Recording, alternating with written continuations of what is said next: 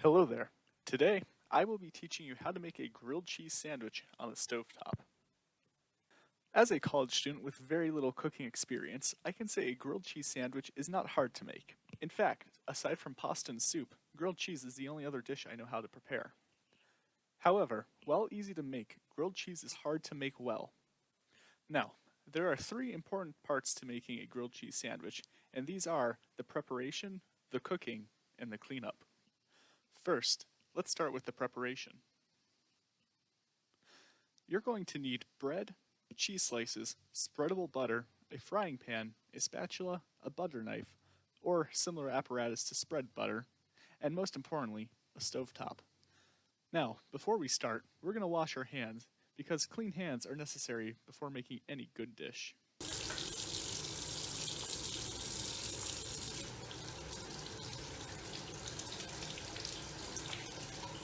When you're done washing your hands, go ahead and place the pan on top of the stove. I recommend using a non-stick frying pan. However, any old frying pan or iron skillet should do the trick. Now that you put the pan on the stove, go ahead and turn on the heat. According to Martha Stewart, the ideal temperature range is a medium to medium-low heat. This is a good baseline, but since each stove is a little bit different, it may be necessary to change the heat as needed. Now, we're going to go ahead and butter our bread. The butter gives the sandwich some extra flavor while giving it a nice brown color. I would like to mention that using butter is optional.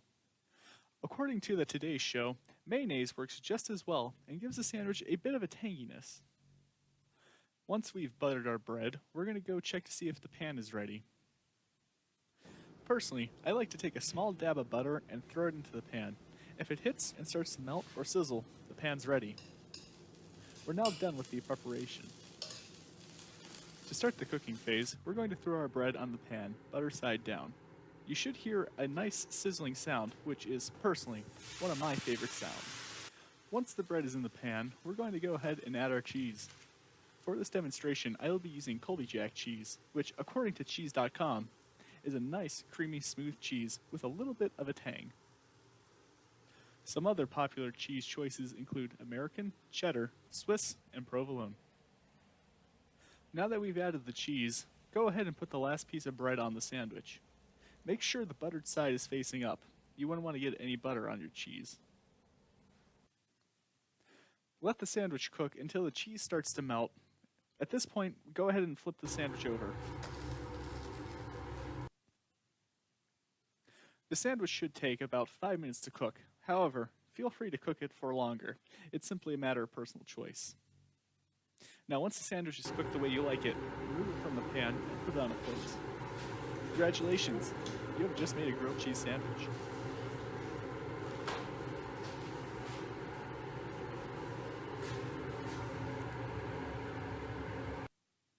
Now, before you eat, we need to clean up the kitchen. Firstly, go ahead and turn off the stove and let the frying pan cool off. Next, wash the knife and spatula. Make sure to get all the grease and butter off of these two. Once you're done with those two, go ahead and check on the pan. At this point, it should be cool enough to take to the sink. Go ahead and run it under some warm water before scrubbing it down. At this point, the kitchen should be clean, or as clean as it was when you got to it. To recap, in this video, we've taught you how to prepare, cook, and clean up after making a grilled cheese sandwich. Now, it's possible that it may not have turned out perfect for you, but there's one thing you should remember. Practice makes perfect. If you don't like the way your sandwich turned out, go ahead and try making it again, and keep up the good work. As for now, go ahead and eat that delicious sandwich you just made. You deserve it.